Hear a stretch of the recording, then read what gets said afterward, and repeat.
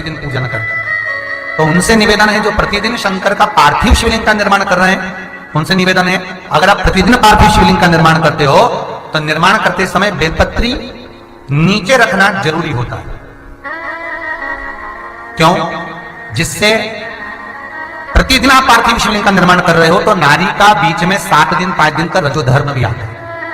जब हम बेलपत्री नीचे रखकर उस पर शिवलिंग का निर्माण करते हैं और देव शिवलिंग बनाने के बाद पूजन कर विसर्जन करते हैं तो नारी जब 5 दिन 7 दिन रजोधर्म में रहती है तो वो शिवलिंग का जो निर्माण चलता आ रहा है वो खंडित नहीं माना जाता। आपने डायरेक्ट शिवलिंग बनाया और उसका पूजन कर विसर्जन करा तो आप रजोधर्म में आए, 5-7 दिन आपने पूजन नहीं करी और रजोधर्म में रहे, नारी जब पूजन नहीं करती फिर वो खंडित माना जाता। तो उसको पूर्ण मानने के लिए, क्रमशः मानने के लिए बेलपत्र का। और ध्यान दें, अगर प्रदोष के दिन, शिवरात्रि के दिन या सोमवार के दिन आप शिवलिंग बना रहे हो और गर्भस्थ भी हैं तो वो शिवलिंग का निर्माण आप कर सकते हैं, बाबा आपके ऊपर करुणा करेगा, पूजन कर सकते हैं, शिव आराधना आप कर सकते हैं।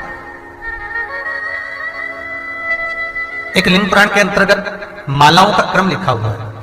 कि लक्ष्मी को प्रसन्न करने के लिए हल्दी की माला, हल्दी की जो माला होती है, हल्दी की जो गांठ होती है उसको पानी में गलाया जाता है, उसको धीरे धीरे काट कर घिस कर उसमें धागा परोकर माला बनाई जाती है, हल्दी की माला। भगवान नारायण को प्रसन्न करने के लिए तुलसी की माला, भगवान शिव को प्रसन्न करने के लिए रुद्राक्ष की माला, गौरी शंकर को, काल भैरव को, देवी को, चंडी को, 64 योनियों को या अटकते हुए काम को सिद्ध करने के लिए होती है बेलपत्र के जड़ की माला। बेलपत्र का जो वृक्ष होता है उस वृक्ष की जो जड़ होती है उस जड़ की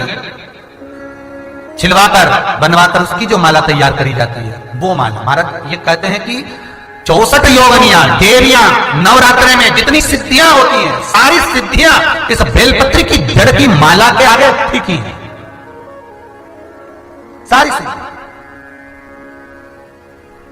यहां तक शिव महापुराण, लिंग पुराण के अंतर्गत वर्णन आता है कि यदि किसी के शरीर में प्रेत मांदा होती है या किसी के शरीर में कोई हवा का रूप आ जाता है, पहले भी आपको कथा में कहा, तो उसके लिए केवल बेलपत्री की जो जड़ की माला बनती है उस माला का मात्र पानी 5 मिनट में उसको भगा सकता है। केवल शिव नाम का स्मरण कर लो, गौरी शंकर का स्मरण करा और पानी छीटा, बस गया। फिर उस जीव को वो प्रेत मांदा कभी नहीं आ सकती, फिर प्रवेश नहीं कर सकते। महाराज